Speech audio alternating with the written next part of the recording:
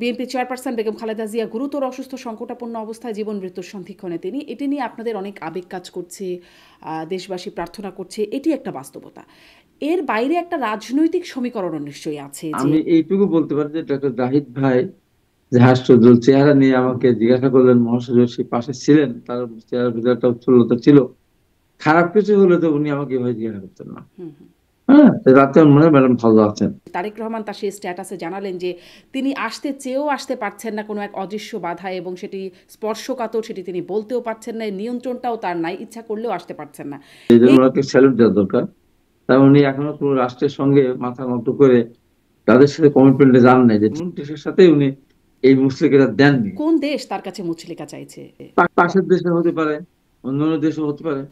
উনি কোনো রাষ্ট্রের কাছেই উনি এমন কোনো কমিটমেন্টে যাননি যে যার ফলে তারা তাকে সেটা সুরক্ষা দিবে। মানে সরকার যখন বাস্তবতাটা কি বলল এরকম যে আমাদের দেশ সুরক্ষা দিতে সক্ষম না, এখন অন্য দেশ সুরক্ষা না, দেওয়া লাগবে? অন্য দেশ কারোর কাছে মাথা নত করে না। যেমন ধরেন আমাদের বিগত প্রধানমন্ত্রী, ওনারা তো সরাসরি ভারতের সঙ্গে ভারত সুরক্ষা দিবে আর কোনো দরকার নেই। এবং গোবিন্দের কথা সাহেব তো বলতেন, ভারত যতক্ষণ আমাদের সাথে আছে আমরা তখন আছি, ভারত নাই আমরা নাই। কিন্তু ভারত থাকার পরেও কিন্তু শেষ পর্যন্ত তারা কিন্তু থাকতে ওই পারলেন যে না। আমেরিকা ছিল না বলে, আমাদের আমেরিকা ছিল না বলে, কারণ তিনি এটাও বলতেন আমেরিকা হতে যদি পারে। মানে সেন্ট মার্টিন আর ওই বন্দর দেওয়ার হ্যাঁ, ব্যাপারটা যদি হতো তাহলে থাকতে পারতেন, এরকম। ছিল, ছিল করা আমেরিকার সাথে আমেরিকার রাষ্ট্রপতিকে দেখা না দেওয়া, নানান কারণেই আমেরিকা অসন্তুষ্ট ছিল, কি সেই তারেক কারণে দেননি। রহমানের ক্ষেত্রেও সেটি প্রযোজ্য? কারণ বাংলাদেশের না, তারেক রহমান সেই সময় যেই উইকিলিক্সের ফাঁস হওয়া, যেই তার বার্তা, যেখানে তারেক রহমানের সম্পর্কে খুব নেতিবাচক কিছু বিশেষণ ছিল। যেমন ধরেন নরেন্দ্র মোদী তো মাতৃত্ব যাওয়া নিষিদ্ধ ছিল, কিন্তু যখন উনি প্রধানমন্ত্রী হয়ে গেলেন তখন নরেন্দ্র মোদীরা যাওয়ার ক্ষেত্রে কিছু বাধা থাকে। প্রশ্ন হবে লাগামহীন, জানাতে চাই এই সময়ের পালস অফ পলিটিক্স। জীবন মৃত্যুর সন্ধিক্ষণে বেগম জিয়া অবস্থা এতটাই সংকটাপন্ন যে এই মুহূর্তে তাকে বিদেশেও নেওয়া যাচ্ছে না। এমন পরিস্থিতিতেও স্পর্শকাতর কারণে অদৃশ্য শক্তির বাধায় চাইলেও দেশে ফিরতে পারছেন না তারেক রহমান।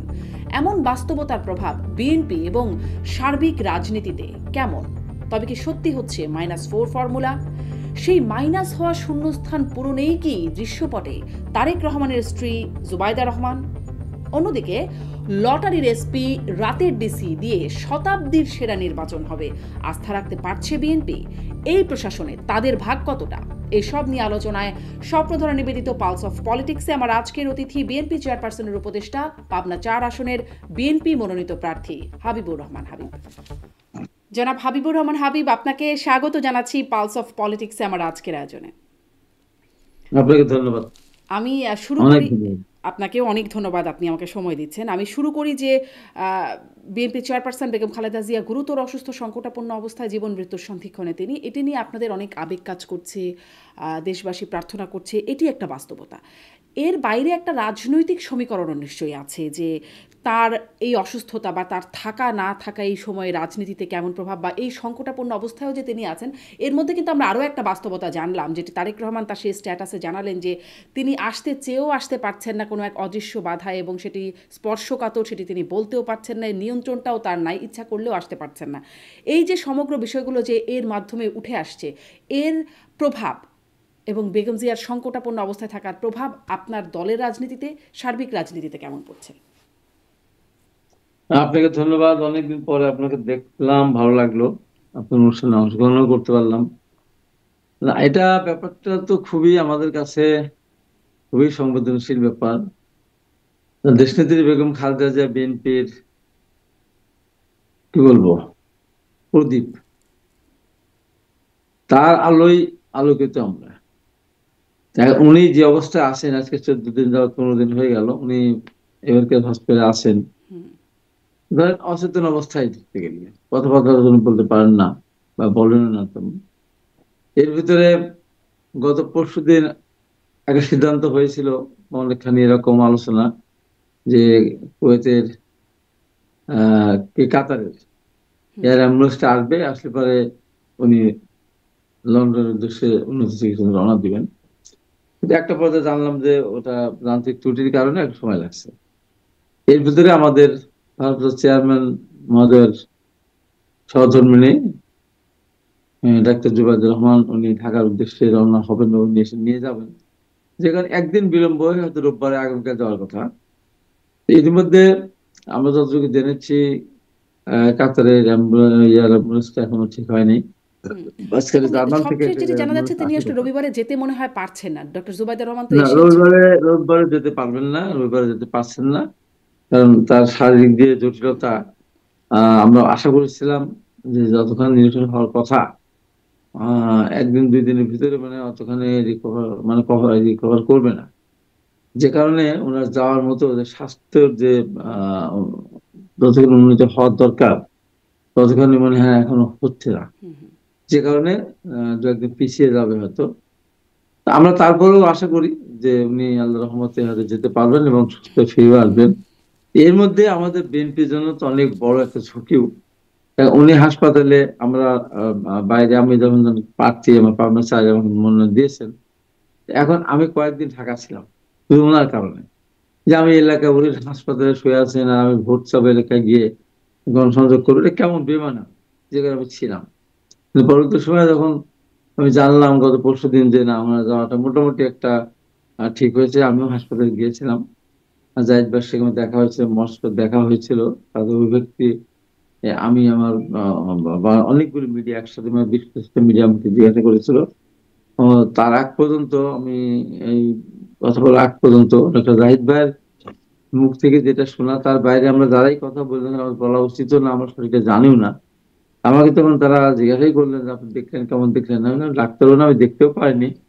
তবে আমার কাছে একটা জিনিস অনুভব করেছি আমি, যে ডক্টর জাহিদ আর মহাশয় ওনার রুমে বেরিয়ে আসছিলেন, আমি যাচ্ছিলাম ওইদিকে, তখন আমাকে দেখে ডক্টর জাহিদ হাসতে হাসতে যে, হাবিব ভাই আপনি তো একটু আগে তো মিডিয়াতে দেখলাম, এখন কোথা থেকে আসলেন? তো মহাশয় বলছে, হ্যাঁ তাই তো। তাই আমি বললাম, আমি ওই যে নিউজ 24 ছিলাম ওখান থেকে দেওয়ানকের কাছেই, এই রোডে আমি আসছি আর কি। তো আমি পরে মিডিয়াকে বললাম যে আমি এইটুকু বলতে পারি যে ডক্টর জাহিদ ভাই যে হাস্যোজ্জ্বল চেহারা নিয়ে আমাকে জিজ্ঞাসা করলেন, মহাশয় সে পাশে ছিলেন, তার চেহারার ভিতরে একটা উচ্ছলতা ছিল। খারাপ কিছু হলে তো উনি আমাকে এভাবে জিজ্ঞাসা করতেন না। হ্যাঁ, তো রাতে আমার মনে হয় ম্যাডাম ভালো আছেন। তো তারপরে আমি তো ওটা জেনেই আমি উনি যাবেন, সকালে যেতে না পারলে পরদিন যাবেন জেনেই কিন্তু আমি পাবনা এসেছি। জি। আপনি এখন মানে আমার আপনি যাওয়ার তার সিদ্ধান্ত শারীরিক নিয়েছে। শারীরিক অবস্থার কথা বলছিলেন। সেটা নিয়ে নিশ্চয়ই আপনারা সবাই খুব হুম। উদ্গ্রীব স্বাভাবিকভাবেই। কিন্তু আমি একটু প্রশ্ন করছিলাম যে রাজনৈতিক সমীকরণটা কেমন? তার এই সংকটাপন্ন অবস্থা, তারেক রহমানের অনুপস্থিতি, আসতে না পারার একটা বার্তা, বা নিয়ন্ত্রণটাও তিনি করতে পারছেন না। সব মিলিয়ে আপনাদের ২ শীর্ষ নেতাই আসলে দেশে সক্রিয়ভাবে কাজ করতে পারছে না। এটার প্রভাব কেমন আপনাদের দলে? না, এটা আমি ওইটা বলতে যাচ্ছিলাম আর কি। তো এখন তারপরে আমি নিজে পরে ওইটা হওয়ার পর আমি নিজে এলাকায় এসেছি। আমার এলাকায় আজকে হাজার হাজার লোক নিয়ে আমি দোয়া মাহফিল করেছি, যেমন অনুষ্ঠান ছিল, কর্মী সমাবেশ, দলের পক্ষে কথা বলা, ভোটের কথা বলা, একটি দলের পক্ষে কথা বলা। আমি কিন্তু কোনো আলোচনায় যাইনি। এই হাজার হাজার লোক নিয়ে আমি কিন্তু দেশের বেগম খালেদা জিয়ার আহ সুস্থতা কামনা করেছি। আমরা সবাই বক্তৃতা কেউই আমরা হুম।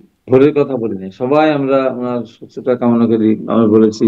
হুজুর যে বক্তব্য দোয়া করেছেন, উনি ওই ওই ব্যাপারে, শুধু ওনার ব্যাপারেই দোয়াটা করেছেন।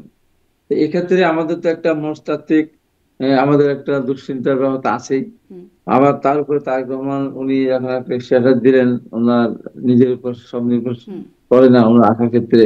সেই ব্যাপারে স্বাভাবিকভাবেই আমাদের দেশের ভিতরে তোলপাড় একটা কাণ্ড শুরু হয়ে গিয়েছিল, বিশেষ করে আমাদের দলের নেতারা অনেকখানি হতাশ হয়েছিল।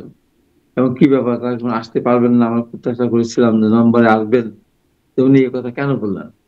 তো সেখানে আমরা তাদের মধ্যে ব্যাখ্যা করার চেষ্টা করছি। আমি বলেছি যে এই জন্য ওনাকে স্যালুট দেওয়া দরকার, কারণ উনি এখনো কোনো রাষ্ট্রের সঙ্গে মাথা নত করে তাদের সাথে কমিটমেন্টে যান নাই, যে ঠিক আছে আমি দেশে যাব, দেশে যে আমি রাজনীতি করবো, আপনাদের সাথে আলোচনা করেই বা আপনাদের পরামর্শ মোতাবেক অথবা আপনাদের সাথে একমত হয়েই রাজনীতি করবো, কোন দেশের সাথে উনি এই মুসলিকেরা দেননি। যে কারণে ওনাকে কোন ধন্যবাদ দেওয়া দেশ তার উচিত। কাছে মুচলেকা চাইছে? হম। কোন দেশ তার কাছে মুচলেকা চাইছে? পাশের দেশে হতে পারে, অন্যান্য দেশও হতে পারে। উনি কোনো রাষ্ট্রের কাছেই উনি এমন কোনো কমিটমেন্টে যাননি যে যার পরিপ্রেক্ষিতে তারা তাকে সেটা সুরক্ষা দিবে।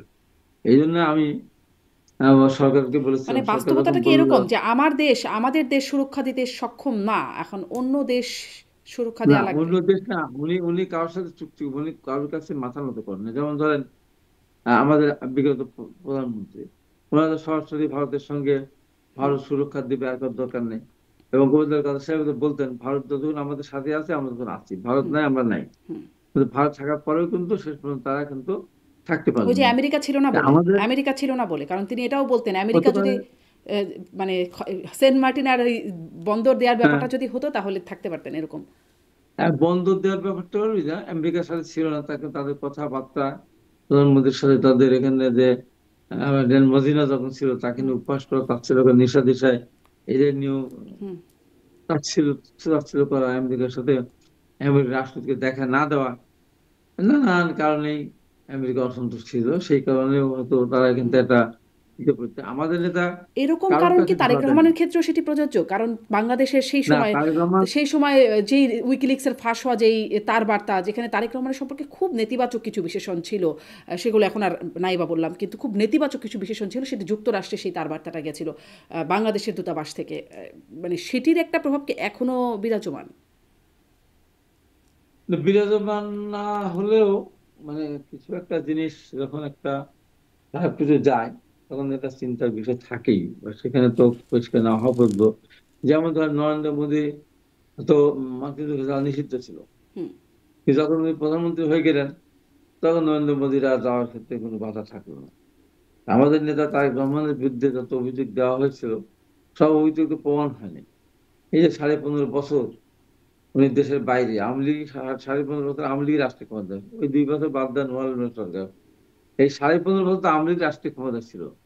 আওয়ামী লীগ তো প্রাণান্ত চেষ্টা করছে পৃথিবীর কোন দেশে কোন অ্যাকাউন্টে তারেক রহমান নামে কত টাকা আছে, কোথায় বাড়ি আছে খুঁজে বের করার চেষ্টা করেছিল, কিন্তু কোথাও খুঁজে কিন্তু বের করতে পারেনি যে তারেক রহমানের অমুক দেশে বাড়ি আছে, আমেরিকাতে বাড়ি আছে, ব্রিটেনে বাড়ি আছে, বা কোনো অ্যাপার্টমেন্ট আছে, একটা প্রমাণ করতে পারেন, কোন ব্যাংকে যে টাকা আছে সেটাও কিন্তু প্রমাণ করতে পারেনি।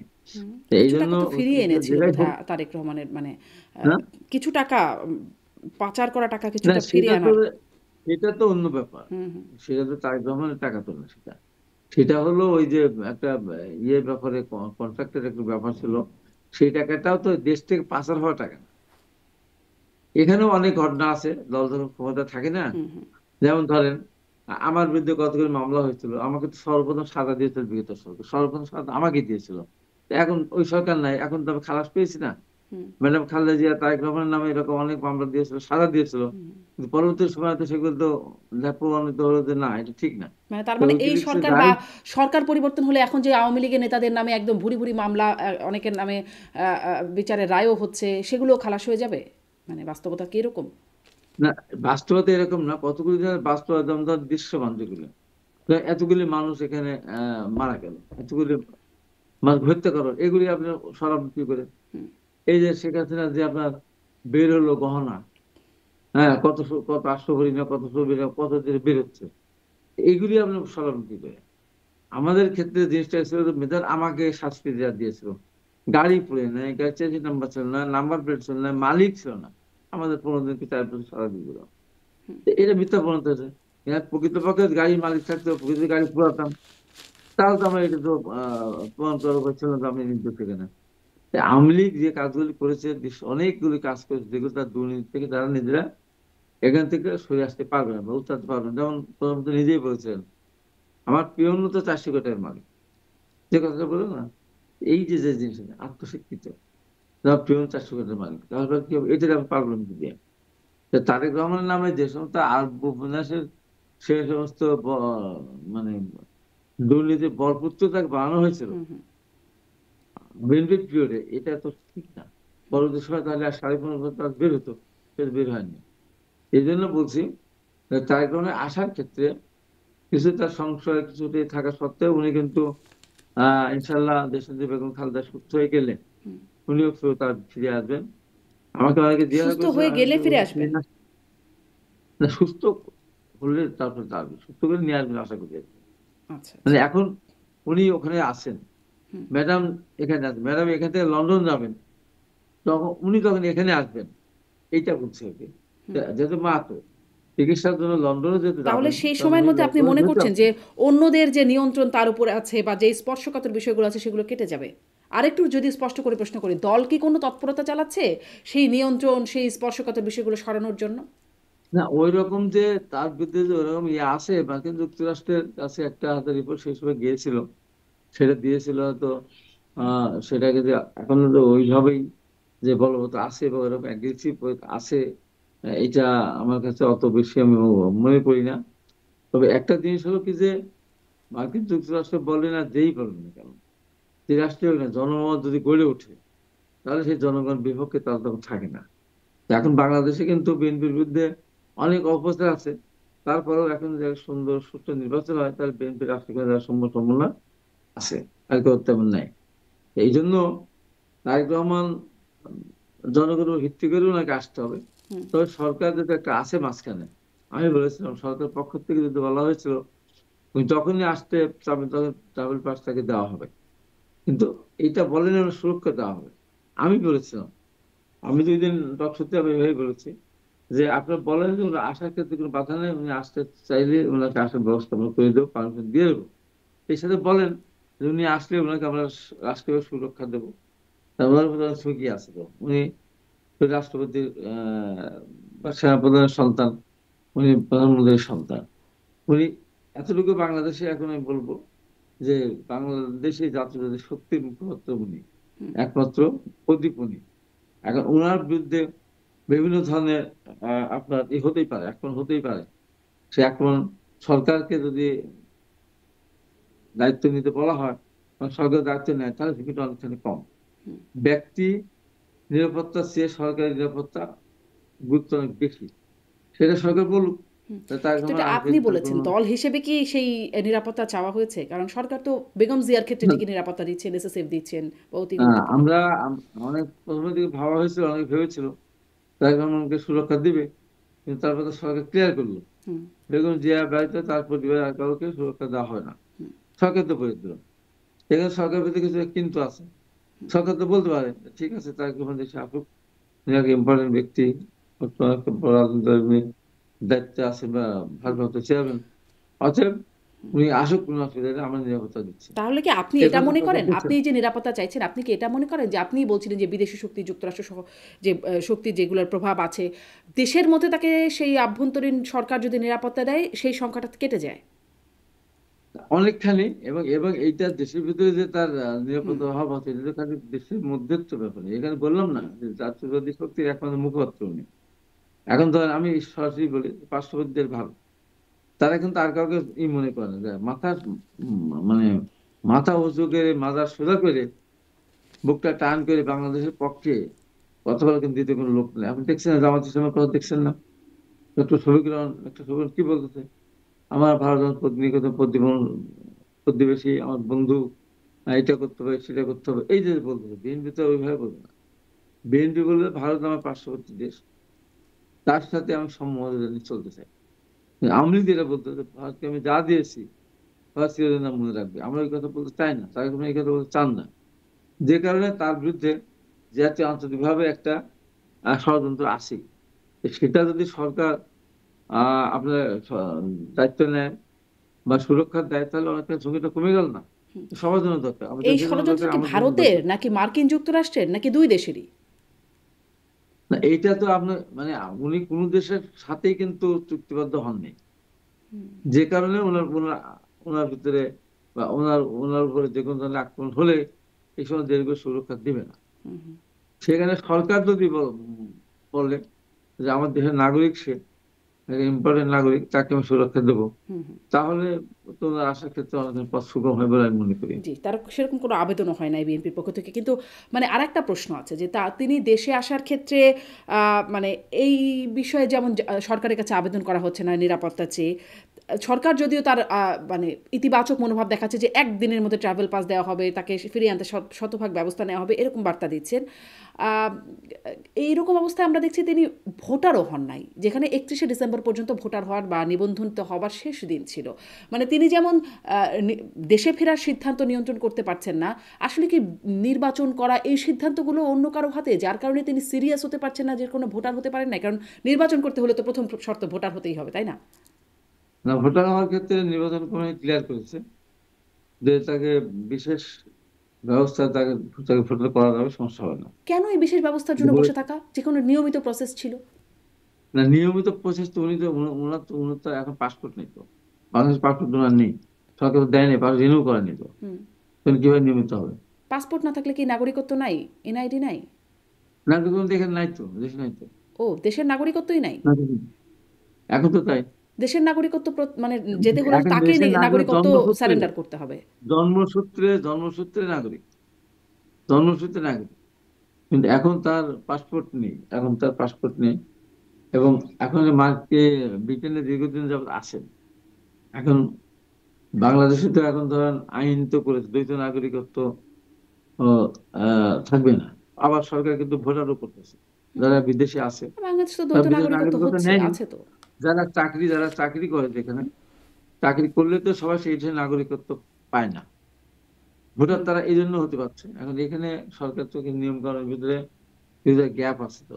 হুম। আপনি এখন ধরেন ব্রিটেনে আছেন, বা আপনি আমেরিকা আছেন, আমেরিকার নাগরিকত্ব নেওয়া এক জিনিস, এবার থাকা এক জিনিস। হুম। বিশেষ করে মিডিল ইস্ট এগুলো যারা আমাদের বেশি লোক থাকে, হুম। এদের তো নাগরিকত্ব দেয় না, হুম। খুবই কম। বিদেশি নাগরিক তো দেয় না। তারেক চাকরি রহমান করে কি 5 বছর বাংলাদেশি 10 বছর নাগরিকত্ব থাকবে। সারেন্ডার করেছেন? যখন অ্যাসাইলাম নিয়েছে তখন কি না, সারেন্ডার করেছে? সারেন্ডার না, আপনার যখনই আপনার দিয়ে করতে হবে রাজনৈতিক আশ্রয় নিতে গেলে, কিছু নিয়ম কানুন তো আছে। সেই নিয়ম কানুনের মধ্যে আমি সঠিক বলতে পারবো না, কোন নিয়ম হুম। কানুন থাকতে পারে, হুম। হুম। এরকম হতে পারে। মানে এই জায়গাটা আসলে স্পষ্ট হয় না যে তিনি কি এই আহ, জায়গায় তার স্পষ্ট, দেশে আসার এই জায়গায় সিদ্ধান্তের মতো স্পষ্ট ভোটার উনি হওয়া, করতে পারবেন। যে ভোটার হওয়া বা নির্বাচন এই করার সিদ্ধান্ত এই অন্য কোনো জায়গাটা নিয়ন্ত্রণে? স্পষ্ট, এই জায়গাটা স্পষ্ট উনি করতে পারবেন। আর ভোটার হওয়ার ক্ষেত্রে নির্বাচন কমিশন বলেছেন হুম। হুম। যে উনি দেশে আসলে ওনার বিশেষ ব্যবস্থা ভোটার করা যেতে পারে। জি। যেমন জি। আপনার এই যে যারা বিদেশে আছে তাদের যেমন ভোটার করা হচ্ছে হুম। বা হয়েছে, ঠিক সেই ব্যবস্থায় তারা তো হতে পারে। ভোটার আছেনই, মানে তারা এখন ভোট দিতে পারবেন বিদেশে থেকে, এই ব্যবস্থাটা করা হচ্ছে। মানে এই যে আপনি জানেন না বা দলের অনেকেই জানেন না তার পাসপোর্ট, তার স্ট্যাটাস, অনেক কিছু সম্পর্কে, বা তিনি কবে আসবেন, তার নিয়ন্ত্রণ কে করছে, তার সিদ্ধান্তটা কীরকম হবে, স্পর্শকাতর বিষয়গুলো কি, এই সিদ্ধান্তটা মানে এই বিষয়গুলো আপনি যেমন বলছেন জানেন না, দলের এটা এটা মহাসচিবও জানেন আমার না। আমার তারেক কাছে, রহমান এমন রহস্য পুরুষ হয়ে থাকছেন কেন রাজনীতিতে? না আমার কাছে এখন এটা, এখন এখন আমাদের কাছে সবচেয়ে বড় ব্যাপার ম্যাডাম যা সুস্থতা, নিশ্চয়ই। এই সুস্থতাটা আমাদের কাছে বেশি এখন গুরুত্ব। আর সেই মুহূর্তে এতগুলাকে নিয়ে এত টানা হেঁচড়া, ওদিকে কেউ কেউ বেশি বেশি ইন্টারেস্ট দেখাচ্ছে, হুম। হুম। কেউ কেউ মারছে, মাসির দরদ বেশি, নানান ভাবে তারা। যেমন একজন আছে অ্যাডভোকেট, উনি তারেক রহমান সম্বন্ধে কথা বলে ফেললেন। পরে আমরা খবর নিয়ে দেখলাম ওনার মা ভাই থাকে মার্কিন যুক্তরাষ্ট্রে, উনি হুম। নিজে একটা শ্বশুর বাড়ি থাকে। অথবা উনি তারেক রহমানকে মায়ের প্রতি তার কোন দরদ আছে কিনা, তারেক রহমান তো বিশেষ কারণে ওখানে রয়ে গেছেন, উনি কোন কারণে রয়ে গেছেন, উনি তো যেতে পারেন, ওনার বাবা তো আসবে, তা তো আসে না। হুম। আমরা সেটা বলতে চাই না, আমরা বলতে চাই একটা মানুষ যখন বিপদ থাকে হুম। তখন তার প্রতি সহানুভূতি না দেখিয়ে আরো তাকে বিভিন্ন ভাবে জর্জরিত করা, কষ্ট দেওয়া, এটা মোটেই ঠিক না। নিশ্চয়ই, নিশ্চয়ই, নিশ্চয়ই। কিন্তু মানে তিনি আসলে জর্জরিত করার উদ্দেশ্যে নিশ্চয়ই আমরা জিজ্ঞাসাও করছি না। কিন্তু নিশ্চয়ই তিনি তার মায়ের প্রতি ভালোবাসা, আবেগের জায়গাটা তারও আছে। আপনার আর কথা বলছি না, না, না, আপনার আমরা কথা আমি বলছি না, এমনি শুনেন তো। সার্বিকভাবেই বলছি। আমি নিশ্চয়ই আপনি আমার কথা বলছেন, আমি এটি একদমই স্পষ্ট। কিন্তু সার্বিকভাবেই বলছি, এই প্রশ্নটা তারপরেও আসে যে তিনি যখন বলছিলেন যে শিগগিরই আসবেন তিনি, দলের বিভিন্ন সিনিয়র নেতারা বলেছিলেন, যেমন ডাক্তার জাহিদ বলেছিলেন যে কয়েক সপ্তাহের মধ্যে, সেটাও বেশ মাস কয়েক আগে বলেছিলেন। তারপরে শুনলাম অক্টোবরে আসবেন, তারপরে শুনলাম নভেম্বরে আসবেন, তারপরে শুনলাম ডিসেম্বরের প্রথম সপ্তাহে আসবেন। মানে এরকম আশি আশি বলে, ওই যে একটা গানের মতো আশি আশি বলে জোছনা ফাঁকি দিয়েছে, এরকম আশি আশি বলে হম, আসলে কি কৌশল? এটা কি কৌশল নাকি কি একরকম ফাঁকি দেওয়া? হ্যাঁ, ফাঁকি দেওয়া না, কৌশল না, কারণ দেশের প্রতি টান তোনার আছে, মায়ের প্রতিও টান আছে, নিশ্চয়ই। মায়ের প্রতি টান আছে। যেমন আমাদের যখন এই যে কারা আমরা নির্বাচন করবো, আমাদেরকে দেখেছিলেন বিভিন্ন বিভাগ ওয়ারি ডাকার পরে, আমরা যখন ছিলাম ওখানে একই সঙ্গে 2-3টা বিভাগ, হুম। তখন একটা পর্যায়ে আবেগ দিয়ে বক্তব্য দিতে গিয়ে উনি কিন্তু থেমে গিয়েছিলেন। ওনার চোখ দিয়েও পানি গড়িয়ে পড়ার মতো অবস্থা হয়েছিল। আমরা যারা ছিলাম প্রত্যেকেরই, তার মায়ের কথা বলতে গিয়ে, তার মায়ের প্রতি তার যে সম্মানবোধ আছে, আবেগ আছে, এটা অস্বীকার করার কোনো উপায় নাই, তার আছেই ব্যাকে। হুম। ছোটবেলায় বাবা হারিয়ে গেছেন, তারপর ভাইকে হারিয়েছেন, আসলে এক মা, তারপরে তার দর থাকবে নাকি আমার দর থাকবে, আমাদের থাকবে, হুম। আমাদের চেয়ে অনেক বেশি দর তার আছে। হুম। এটা নিয়েও মানুষ তাকে হেনস্থা করতে, অপরাধীদের কিন্তু কুণ্ঠাবোধ করেনি, এটা মোটেই ঠিক না। আর আসার ব্যাপারে আমরা বলে আসি আসি আসি জোছনা ফাঁকি দিয়েছে যেটা বললেন, সেটা হলো ওনার আসার ক্ষেত্রে উনি চেষ্টা করেছেন, হয়তো একটা পর্যায়ে গিয়ে ওনার সামনে কিছুটা হয়তো বাধা মনে হয়েছে, যে কারণে উনি কিন্তু বলে বলে ফেললেন যে আমরা যখন প্রতিনিয়ত বলতেছিলাম উনি আসতেছেন এই সপ্তাহে ওই সপ্তাহে এই মাসে সে মাসে, তখন উনি নেতা কর্মীদেরকে আশ্বস্ত করলেন বা তাদের এই যে আহ, মানে ঘোলা অবস্থার মধ্যে না থেকে, ঘোলাটে অবস্থার মধ্যে না থেকে তার স্পষ্ট আভাস উনি দেওয়ার চেষ্টা করলেন যে আমার যাওয়াটা শুধু আমার জন্য করেন, হুম। তাছাড়া আমরা বুঝতাম না জিনিসটা। জি। এখন এটা নিয়ে আমরা এখন গবেষণা করতেছি, এটা নিয়ে আমরা চিন্তা করতেছি, এটা নিয়ে আমরা খুঁজে বের করার চেষ্টা করতেছি সমস্যাটা কোন জায়গায়, সমস্যা হুম। কারা, কোন দেশ বা কারা বা কোন সিস্টেম। হ্যাঁ, এটা নিয়ে এখন আমরা চিন্তা ভাবনা করছি, আলটিমেটলি দেশে আসবে। জি, আসবে। আল্টিমেটলি দেশে আসবেন। এর মধ্যে যখন তিনি আসছেন না, যেহেতু আসছেন না বা ওই যে ওই অনেকগুলো প্রশ্ন রয়ে গেছে, যার কারণে বলছিলাম রহস্য পুরুষ হয়ে উঠছেন কিনা রাজনীতিতে। তাকে ঘিরে যে রহস্যগুলো, এই সময় আলোচনা হচ্ছে মাইনাস থিওরিও। সেই পুরনো -2 থিওরি এখন আবার -4ও বলছেন কেউ, কেউ। সেই সময় এই মাইনাস সম্পর্কে, থিওরি সম্পর্কে আপনার কাছে ছোট্ট একটু শুনবো। সাথে, সাথে এই মাইনাসের জায়গায় বা শূন্যস্থান পূরণে ডাক্তার জুবাইদা রহমান, তারেক রহমানের স্ত্রী, তিনি কি একটা তৎপরতা নিয়ে বা বার্তা নিয়ে তিনি আসছেন? দল কি তাকে সেভাবে নিচ্ছে? না, মাইনাস 2 ফর্মুলা ছিল 111 সময়, এখন -2 ফর্মুলা থেকে চলে আসছে -4।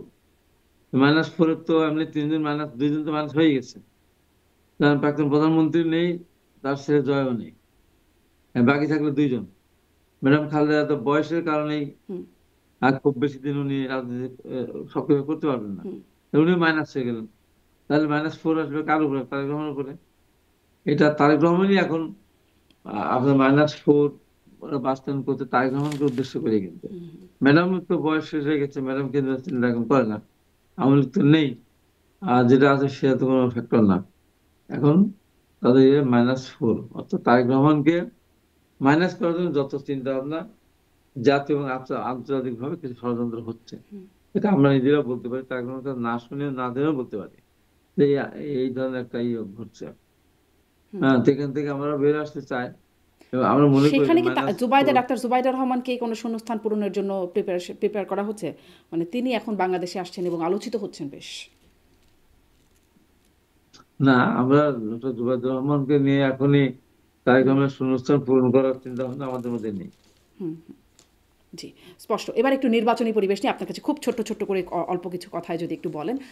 যে মানে নির্বাচনী পরিবেশ আপনি কেমন দেখছেন? আপনার এলাকায় কদিন আগে আমরা বিএনপির, মানে আপনার নেতাকর্মীদের সাথে জামাতের কর্মীদের সংঘর্ষের ঘটনা ঘটেছে, 25 জনের মতো আহত হয়েছে। আপনি আসলে নির্বাচনী পরিবেশ কেমন দেখছেন? প্রশাসনের ভূমিকা কেমন দেখছেন? শোনেন, নির্বাচনের পরিবেশ আমাকে যদি অনেকের কথার সাথে যদি মিলিয়ে বলতে চাই, তাহলে কত বছর অপেক্ষা করতে হবে, কত বছর পরে নির্বাচন পরিবেশ ফিরে আসবে, কত বছর পর প্রশাসন নিরপেক্ষ হবে, কত বছর পর আমাদের প্রশাসন হবে, এটি কোনো হিসাব আছে? একটা এসপি করতে হলে কত বছর লাগে, আর ডিসি হলে 20 বছর সময় লাগে, তাহলে পাবেন কোথায়? যে অবস্থায় আছে এই অবস্থার মধ্যে দিয়ে নির্বাচনের পরিবেশ তৈরি করে নিতে হবে। যখন আওয়ামী লীগ রাষ্ট্রীয় ক্ষমতা ছিল একতরফা হবে, 18 সাল দেখেছি না, আগের দিন ভোট আগের দিনের পরের দিন আগের দিন হয়ে গেছে, 100% ভোট কাস্ট, 101 ভোট শূন্য ভোট বিএনপি কে বিরোধী দলকে দিয়ে। তো ওইটা তো ধরেন একটা ই ছিল, মানে এখন টোটালি ওটা নির্বাচন ওকে বল না, আওয়ামী লীগ যেটা 18 সালে যেটা করলো। এখন তখন তো রাষ্ট্রীয় ক্ষমতা ছিল, তারা চৌকস পুলিশ বাহিনী ছিল, চৌকস অফিসার ছিল, সব ছিল, তো নির্বাচন সুস্থ হলো না। মূল কথা হলো নির্বাচনের সময়, নির্বাচনকালীন সময় যদি কোনো দল রাষ্ট্রীয় ক্ষমতা না থাকে, তাহলে বা নির্বাচন সুষ্ঠু হয়। তাহলে আমাদের বাংলাদেশে তো 86 সালে তারা নির্বাচন করলো, ভোট ডাকাতি করলো, 48 ঘন্টা বন্ধ রাখলো ভোট সেন্টার। আবার 88 তারা একটা নির্বাচন করলো সাথে করে নিয়ে। আবার 91 সালে ওই প্রশাসন তো সুন্দর নির্বাচন করে দিল। কেন্দ্র শাসনের কথা বলতো, ভারতের কেন্দ্র শাসনে বাংলাদেশ কে আছে, আমাদের বাংলাদেশের পছন্দ হয় না, যেখানে ব্যালট বাক্স নিয়ে দৌড় মারবে আগে না ভোটে, সেখানে সেই দেশে ভোট হয়নি, সুন্দর ভোটটা করেনি, নিশ্চয়ই এটা করে প্রমাণ করে দিয়েছে। সরকারি রাষ্ট্র দলীয় সরকারের অধীনে নির্বাচন হয়, সেটা সুস্থ হয় না। এই জন্য বলবো, এখন যেহেতু কোনো দল রাষ্ট্রীয় ক্ষমতা নেই, কেউ কেউ প্রশাসনকে কোনো প্রশাসনকে নিয়ন্ত্রণ করতে চাচ্ছে, অনেক করে ফেলছে, তারপরে আমি মনে করি যে দলীয় সরকার ক্ষমতা নেই, অতএব এই নির্বাচনটা খুব বেশি আগের মতো ওইরকম ন্যাক্কারজনক হবে না, হুম। অনেক ভালো নির্বাচন হবে। হ্যাঁ, এবং কিন্তু এই নির্বাচন হওয়ার ক্ষেত্রে প্রশাসনকে নিয়ন্ত্রণ আমার করতে চাচ্ছে। চিন্তা, আমাদের তথ্য উপদেষ্টা বলেছিলেন যে ভাগাভাগি হয়ে গেছে বিএনপি এবং জামাতের মধ্যে প্রশাসন। এখন জানা যাচ্ছে সেই প্রশাসনের রদবদল হচ্ছে। মাননীয় প্রধান উপদেষ্টা বলেছিলেন তিনি নিজে দেখবেন, এবং দেখার সেই ফলশ্রুতিতে আমরা দেখতে পাচ্ছি যে এসপি নিয়োগ হচ্ছে লটারির মাধ্যমে, আর ডিসি নিয়োগও 50 জন ডিসির রদবদল হয়েছে। আর কোনো পরিবর্তন না হলে তারাই সামনে নির্বাচন করবেন। সেখানে আবার রাতের ডিসি নিয়োগেরও আলোচনা আছে, মানে রাতের ভোটের মতো মিলিয়ে রাতের ডিসি হয়ে গেছেন। আহ, আপনারা কি এইটাতে সন্তুষ্ট? মানে এবং তাদের ব্যাকগ্রাউন্ড চেক করা হচ্ছে গোয়েন্দা তথ্য দিয়ে যে তারা আসলে আওয়ামী লীগের সাথে সম্পৃক্ততা আছে কিনা। এখন তাহলে কাদের সাথে সম্পৃক্তদেরকে নেওয়া হচ্ছে? আমি তো আমি তো আপনাকে বললাম যে সব জিনিসের লটারিতে হয় না। যেমন বাংলাদেশে এই যে শিক্ষা, ভালো ভালো স্কুল ধ্বংস হয়ে যাবে, লটারিতে ভর্তি। আমার এখানে সুগার ক্যান আছে, তারপরে সবুজকুড়ি আছে, এরকম বিভিন্ন জায়গায় আছে না লটারি, আপনাদের ঢাকাতে বিভিন্ন স্কুল আছে। লটারি দিয়ে সবকিছু ভালো কিছু হয় না। হুম। লটারি দিয়ে এসপিডিসি নিয়োগ করলে তো হবে না। এসপিডিসি নিয়োগ হবে তার পারফরমেন্স অনুসারে। পারফরমেন্স তার ওদের কি ছিল, এখন তো দেখা যায় টোটালি আওয়ামী লীগ ওরিয়েন্টেড ছিল, বা ফ্যাসিস্ট সরকার সমস্ত অন্যায় আইনগুলি নিজের নিজের গরজেই সেগুলি অন্যায় কিছু করেছে, যে সেটা একটা বিধি ব্যবস্থা আছে। আর এখন সব আপনি বাদ দিয়ে দিবেন, বাদ দিয়ে দিয়ে আপনি কিভাবে আপনি নতুন করে রিক্রুট করবেন, সেটা তো একটা বিশাল ব্যাপার আছে। হুম। লটারি এর ভিতরে দেখে শুনে দিতে পারবে, স্মার্ট অফিসার দেখে। হুম। হুম। বললাম না যে 86 88 সালে যারা ভোট কাটলো, তাতে 91 সালে সুষ্ঠু ভোট করে দিলেন, 91, 92, 91, 96, 2001, ইভেন 2008 সালে যে নির্বাচন হয়েছে, প্রশাসন সেখানে কারোর পক্ষে নেয়নি। কিন্তু সেদিন সেনা সমিতি সরকারের পক্ষ থেকে সেনাবাহিনীর কিছু বিপদগামী ব্যক্তি যারা ওয়ান সরকারের সাথে উৎপাদ ছিল, তারা তাদের ভবিষ্যৎকে নিশ্চিত রাখার জন্য, যেমন তারা দেশনেত্রী বেগম খালেদার সাথে কথা বলেছেন, হুম। উনি নিশ্চয়তা দেননি। তখন এরা প্রেসিডেন্ট প্রধানমন্ত্রী এর কাছে যায়, যাওয়ার পরে ও শেখ হাসিনার কাছে যাওয়ার পরে উনি তখন নিশ্চয় দিয়েছিলেন যে ঠিক আছে, আমি ক্ষমতা গেলে তোমাদের কোনোটাকে আমি এই হিসাবে ধরবো না, সবগুলো আইনে পরিণত করবো, ম্যাডাম যে রাজি হন না। তখন তারা নিজেদের সুরক্ষার জন্য তারা 10% করে ভোট, অনেকে বলে, আমি এখন বলতে চাই, আমি বুঝতে চাই যে তার নৌকামার্গ সিল মেরে রেখেছে, যে কারণে ভোটের ভোটের কাস্টিং পার্সেন্টেজ কিন্তু ওই সময় সবচেয়ে বেশি হয়েছে। এর আগে কিন্তু এই 2008 সালে নির্বাচন তো, এছাড়া কিন্তু এত ভোট কোনো কাজ পায় না। এখন বলবো যে দলীয় সরকার ওদের নির্বাচন যেতে হবে না, এখন কোন দল রাষ্ট্রীয় নেই। অতএব এই নির্বাচন যত চেষ্টাই করুন না কেন, ওই যদি আওয়ামী লীগের সেই আমলা হয়ে কিন্তু থাকে, কিন্তু সেই এই অবস্থা দল, হয়ে এই থাকে। সরকারেরও একটা নিয়োগকর্তা আছে বলে দাবি করা হয়। এই সরকারের আপনারাও বিভিন্ন সময়ে দাবি করেছেন যে এই সরকারের পক্ষপাতিত্ব আছে, এবং অন্যান্য দলগুলো অভিযোগ করে এই সরকারের পক্ষপাতিত্ব আছে। এই সরকারের মধ্যে ওরকম হবে না, সেটি আপনারা আশ্বস্ত হয়েছেন? না ওই রকম আর কি, যেভাবে যে অর্ডার দিয়ে, হুম। যেমন ধরেন 18 সাল নির্বাচন আমি করেছিলাম, সেখানে সরকারের পক্ষ থেকে, সরকারের কোষাগার থেকে হুম।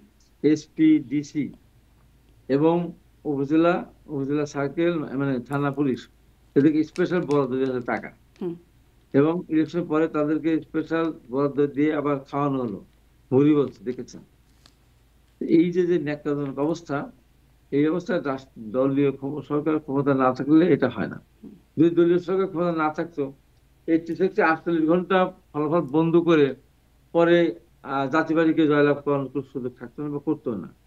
এই জন্য দলীয় সরকার নির্বাচন হলে যত খারাপ অফিসারই হোক না কেন, হুম। সে খারাপ অফিসারটাও এখানে সবাই করবে তাই বল না, কিছু লোক দুষ্টম করতে, অধিকাংশ মানুষ কিন্তু, অধিকাংশ অফিসারই কিন্তু কাজ করতে বাধ্য হবে, তাদের মনের কাছ থেকে, বিবেকের কাছ থেকে তারা সার্টিফিকেট নিতে চায় যে আমরা টাকা পয়সা নিচ্ছি কেন, আমরা মিথ্যা মিথ্যা দিচ্ছি, মিথ্যা দিচ্ছি বা মিথ্যা দেবো না, খাবি কষ্ট করে, এই ধরনের যারাই করি।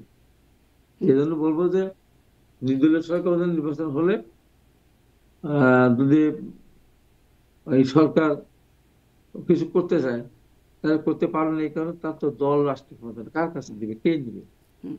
তাহলে আপনারা কি এটি এই জন্য আশ্বস্ত আমি হতে বলি, পারছেন যে শতাব্দীর সেরা বা ইতিহাসের সেরা নির্বাচন করার যে আশ্বাস এই সরকার দিচ্ছেন, প্রধান উপদেষ্টা দিচ্ছেন, তাতে আপনারা আশ্বস্ত হতে পারছেন? আপনাদের কি, এবং সাথে সাথে ওই যে যেটা নিয়ে কথা হচ্ছিল, মানে লটারির এসপি, রাতের ডিসি, যেই ইয়েগুলো দাঁড়িয়ে যাচ্ছে ন্যারেটিভগুলো, তাতে আপনাদের কোনো আপত্তি নাই, তাই কি?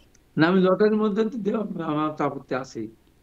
আপনি আচ্ছা। তো আচ্ছা। পারফরমেন্স বিবেচনা আপনি দেন, লটারি করে দিলেন, এমন একটা আনস্মার্ট অফিসার দিলেন, হুম। হুম। লটারিতে আসে না, পড়ে আসে না, দিলে সে কোনো কার্যক্রমই করতে পারবে না।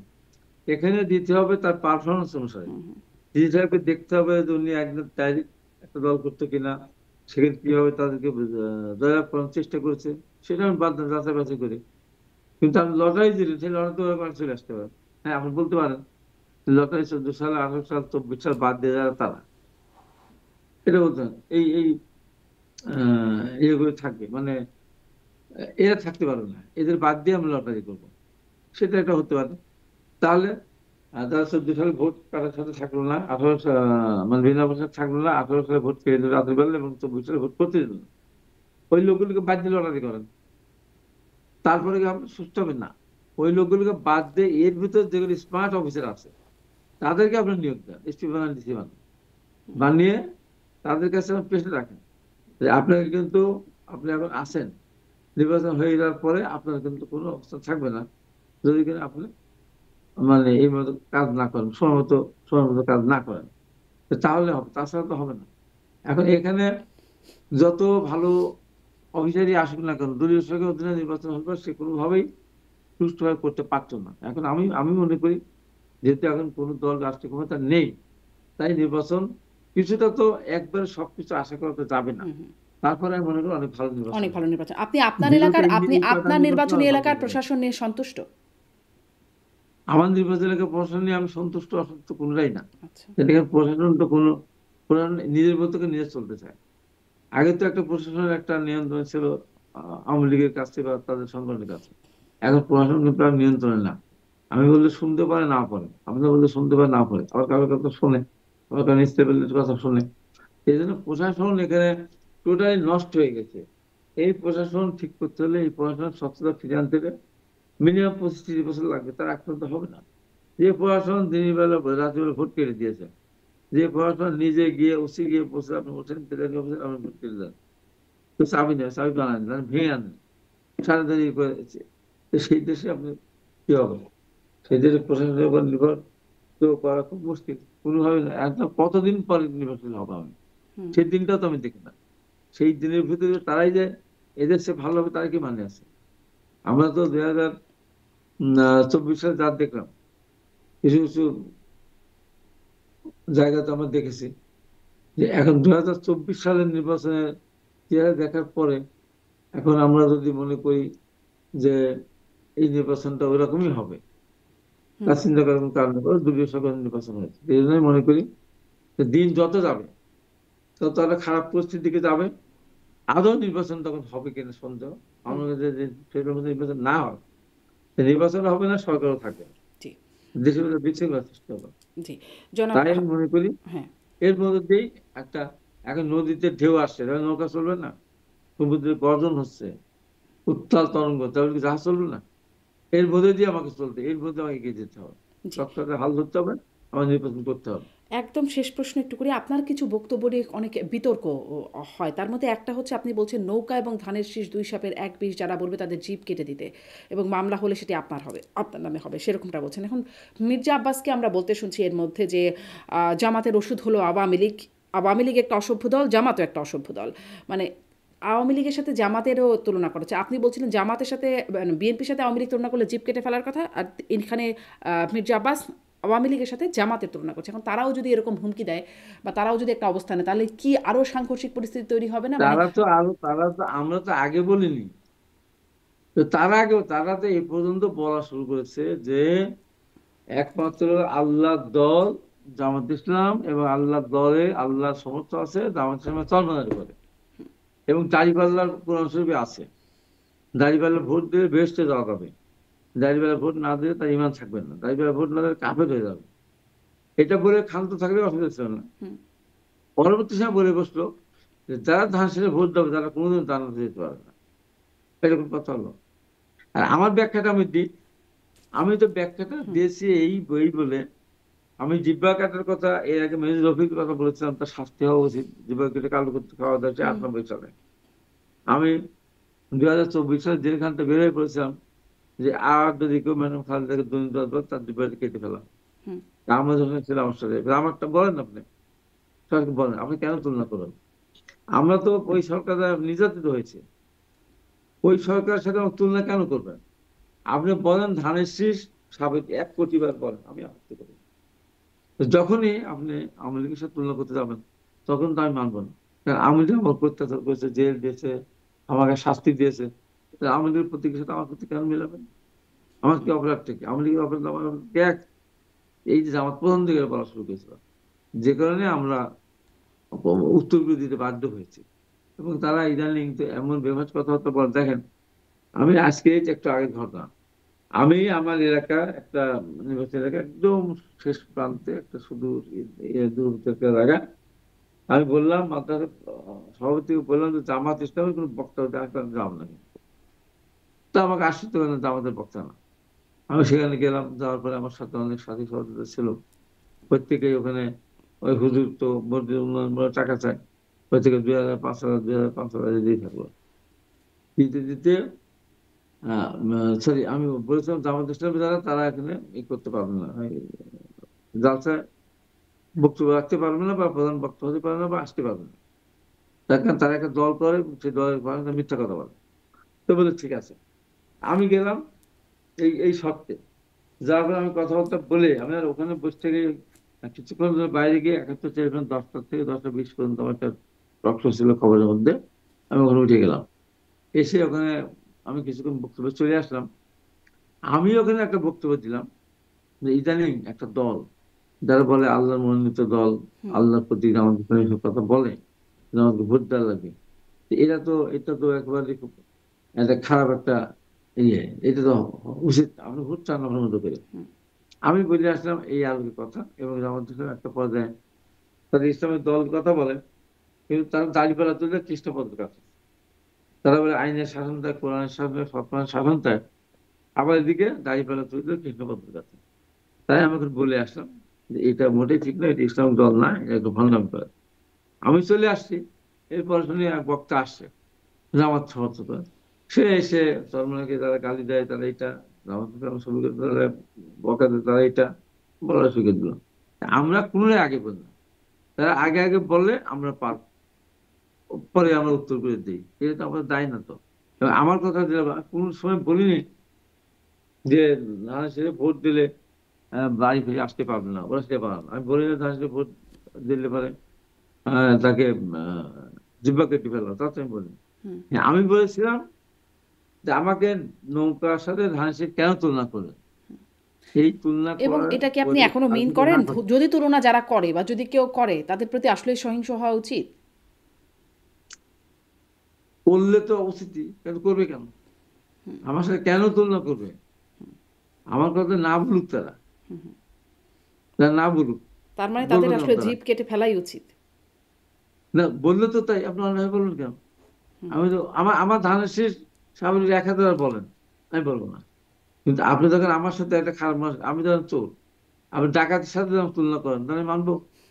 আপনি র্যাপিড টেস্ট যখন তুলনা করেন, তাহলে কি মানবো? আমারটা বলেন, আপনি খারাপ খারাপ মহা খারাপ, আমার কোনো আপত্তি নেই। কিন্তু আরেকটা মহা খারাপের সাথে, বা আরেকটা আমি যে যে লাইনের লোক না, যে খারাপ না, আপনি সেইটার সাথে তুলনা করে যদি আমাকে বলেন, তাহলে আমি তো আমার উত্তর তো আমি দিতেই পারবো। জি। আপনি যদি ইচ্ছা মতো আমাকে বলতেন, আমি ইচ্ছা মতো বলবো না। আমি তো বলতেছি না, আমি জিভ কেটে ফেলবো।